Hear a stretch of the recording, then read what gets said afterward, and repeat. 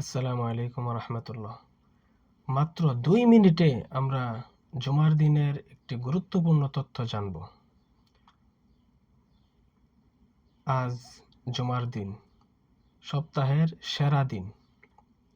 এই দিনে একটি বিশেষ সময় আছে, যে সময় দোয়া করলে আল্লাহ তাআলা তা কবুল করেন। রাসূলুল্লাহ সাল্লাল্লাহু আলাইহি ওয়াসাল্লাম বলেছেন, জুমার দিনে এমন একটি সময় আছে যখন বান্দা আল্লাহর কাছে যা চায় আল্লাহ তাআলা তাই দান করেন। অনেক উলামায়ে কেরামের মতে এই সময়টি হলো আসরের নামাজের পর থেকে মাগরিব পর্যন্ত।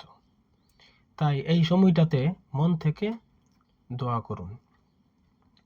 চলুন একটি ছোট সুন্দর দোয়া আমরা করি। আল্লাহুম্মা গফিরলি ওয়া লিওয়ালিদাই ওয়ারযুকনি রিজকান হালালান তাইয়্যিবা ওয়াগফিরলি যুনুবি ওয়া তাকাব্বাল দুআই। অর্থাৎ, হে আল্লাহ, আমাকে ও আমার বাবা মাকে ক্ষমা করুন এবং হালাল রিজিক দান করুন। আমার গুনাহ মাফ করুন, আমার দোয়া কবুল করুন।